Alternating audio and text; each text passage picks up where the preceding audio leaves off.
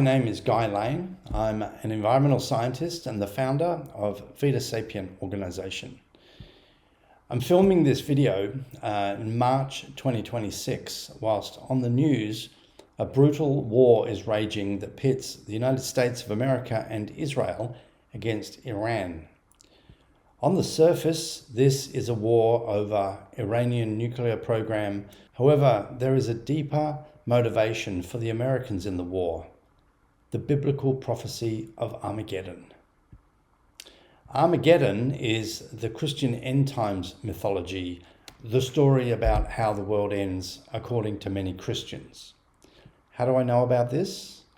Well, when I was 17 years old, I used to hang around with evangelical Christians. And seriously, this is all these guys used to talk about. The rapture, Jesus coming back, Armageddon, the tribulation and the end times. Back then, I'd moved from Perth, Western Australia to a town called Geraldton to study commercial fishing at a TAFE college. I fell in with the Potter's House Church. This is a US franchise spread around the world. They were nice enough people, but they had these really dangerous religious beliefs. The video playing is not the Potter's House, but this is kind of what it was like. I ran with these wacky Christians for about 10 months, then returned to Perth and got on with my life. Since then, I spent a few years in the oil industry and studied environmental science. I have been warning people about these dangerous religious beliefs for a long time, and now it's all coming true. Let me paint a picture about what these Armageddon Christians believe. In 2010, I was in London staying with my business partner's brother. He was an Armageddon Christian.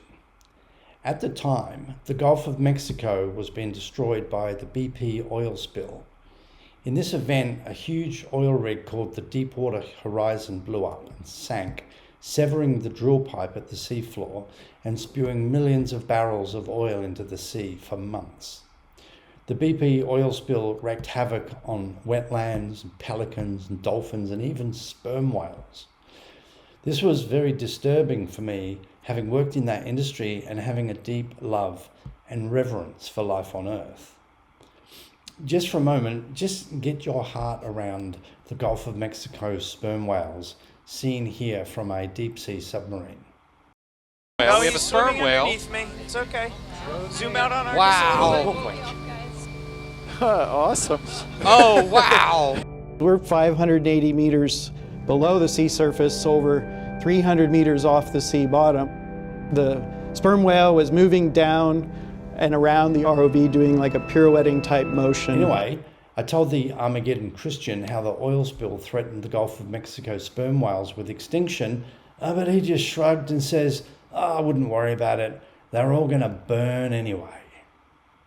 He was referring to the biblical prophecy that the supposed God had ordained the earth will be destroyed by fire and brimstone, burning forests, poisoning waters, killing sea life in an Armageddon war that would kill half of the world's population, that's 4 billion people, and usher in the second coming of Christ. You see, that's what's motivating the US to attack Iran.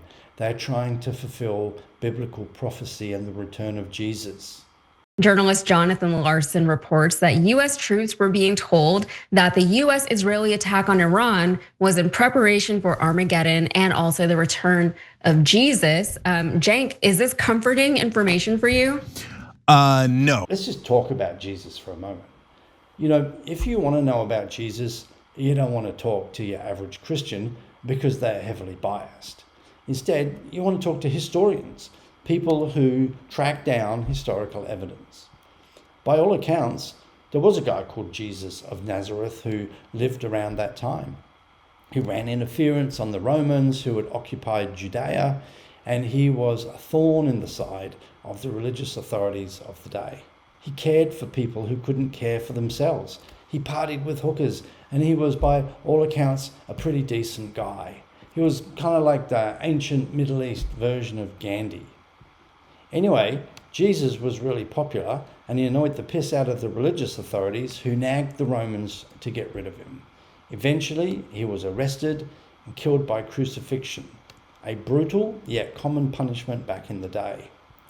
The 1986 paper titled On the Physical Death of Jesus Christ provides a detailed medical appraisal of the crucifixion. It started with scourging, a savage whipping with a lash studded with lead balls and pieces of sheep bone. Then he was forced to carry part of the wooden crucifix up the hill to the execution place. There he was nailed through the wrists and ankles to the crucifix, and finally, to confirm he was dead, a spear was thrust into his side. According to the report, death resulted primarily from hypovolemic shock and exhaustion asphyxia. In simple terms, after about 3 hours on the cross, Jesus of Nazareth died of blood loss and suffocation because he couldn't breathe properly. His heart stopped beating, and starved of oxygen, his central nervous system ceased to function. I grant you, this was a savage way to die, but to be fair, for the Romans, it was just another day at the office. In ancient Rome, there was a well-established legal and bureaucratic infrastructure for crucifixions. Tens, maybe hundreds of thousands of people died on the cross, either tied up or nailed up. The result was the same, a slow, cruel death. Crucifixion was so common that in 71 BCE, a slave revolution was put down by General Crassus, who had 6,000 rebels crucified along the Appian Way, the main highway into Rome. 6,000 in one go. The point is, the death of Jesus of Nazareth was as brutal as it was unextraordinary. Now, that reality may be shocking for Christians who believe Jesus to be the human manifestation of their supposed God. It's almost as if the eternal, all-knowing, unchanging God just manifested one day. But in reality, the supposed Christian God was stitched together from ancient Jewish monotheism, merging with the ideas of a Zeus worshipper, the Greek philosopher Plato. Back then, the supposed God helped answer imponderable questions like, where do we come from? What are we? Where are we going? Incidentally, this is the title of a Gauguin painting. Back then, they needed answers because they had no deep space telescopes, science of astronomy or biology, no understanding of human evolution, the climate system or planetary boundaries. They were ignorant back then about nature and how the world worked. But the absence of God doesn't matter so much if you have millions and millions of people identifying with these Iron Age stories. About 40% of Americans believe that we are in the end times now. There's a whole world of evangelical Christians who believe this stuff, who do believe that the more wars that happen in the Middle East, the closer we are to what's called the rapture, which means the closer we are to the return of Christ. So this is a widely held belief in many evangelical spaces today. These people vote. They vote for leaders, and they influence climate policy and military decisions. We started getting calls from members of the U.S. military that their commanders, they were euphoric. They were in full thrall with how great it was, because this was showing as concurrent with their understanding of the book of Revelation, the end times of Christian eschatology, showing that everybody is now serving as an accelerant or lubricant to bring this version of weaponized Jesus back to start the Battle of Armageddon.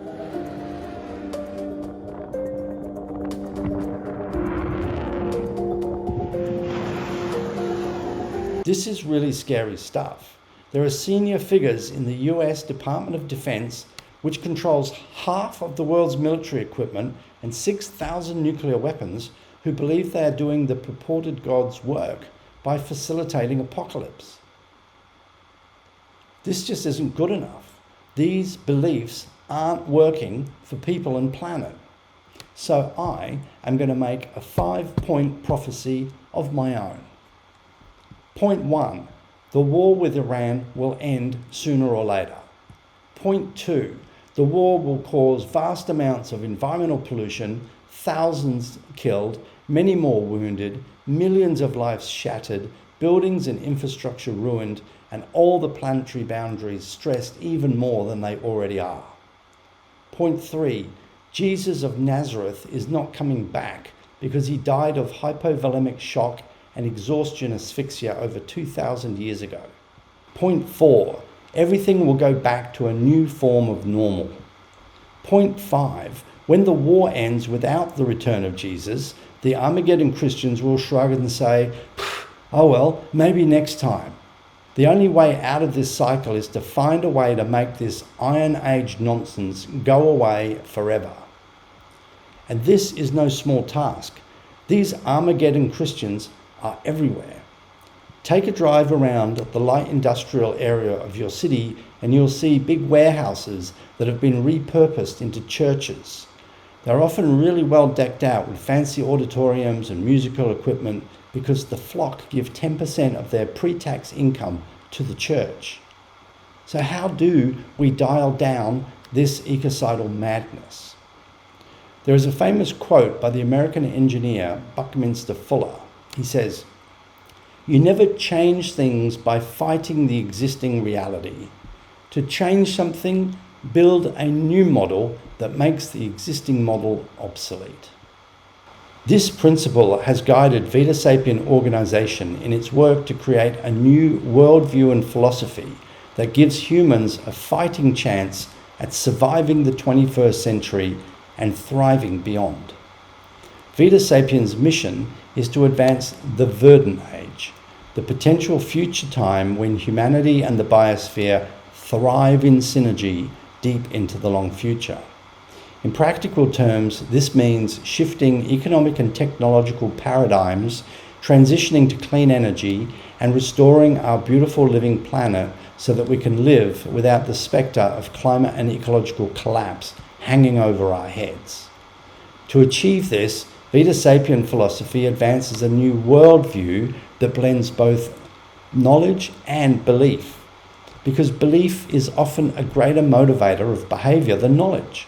And we all believe something, whether we choose to or not. And today, most people have unsustainable beliefs, the Armageddon myth being just one. Now, you can learn about Vita Sapien Philosophy on the website, vitasapien.org. But let me tell you now about Vita Sapien's view of the end of the world. The Vita Sapien end-time mythology is based on cosmology, the science of the origin, evolution, and large-scale structure of the universe. If humans can survive the Armageddon Christians and get through the 21st century with sufficient ecosystems intact and enough people who are spiritually connected to our living planet, there is a chance that we can enter the verdant age. Again, the verdant age is the potential future time when human civilization and the living planet thrive together deep into the long future. The aspiration is that humans thrive on planet Earth for a galactic year. That's around 230 million Earth years. Beyond that time, the sun will run low on hydrogen fuel and become bigger and brighter to such an extent that it will eventually swallow up all life on Earth. Within a few billion years, the sun will have turned Earth into a lifeless, scorched rock. Will humans still be on Earth 230 million years from now, or will we get snuffed out in some idiotic war dreamed up by Armageddon Christians? That's yet to be seen. But as end-time myths go, that of Vita Sapien Philosophy is far superior than the nonsense that is tearing the people and the planet apart on the TV news as I film this video.